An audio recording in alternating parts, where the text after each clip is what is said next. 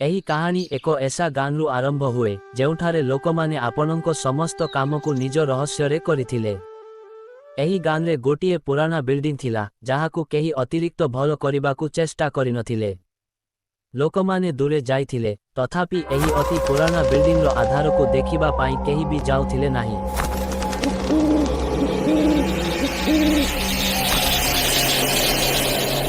तेणु एहार इतिहास अदृश्य थिला। एही बिल्डिंग रो अंतर्गत एक आत्मा थिला जहा आज मध्य असहारित अछि। से आत्मा एक अपराध घटिथिबा समय रे मरिगले। सेही दिनरु से आत्मा तांकर भूत अवतार ग्रहण करिबाकु आरंभ कला। आउ किछि वर्ष गतिविधि हेबा परे गानरो एक विश्वासी नारी बिल्डिंग रो तळे अजଣା शब्द सुनिले। से तांकर मित्र माने सहित सेठी पहुंचिले एवं तांकर आत्मार चाप स्पष्ट करिबारे से सक्षम हेले। भूतर कहानीर अंतिम अंश हेउछि जे तांकर आत्मा तांको अन्य समस्तंकु द्वारा मान्य करि शांति पाइथिले।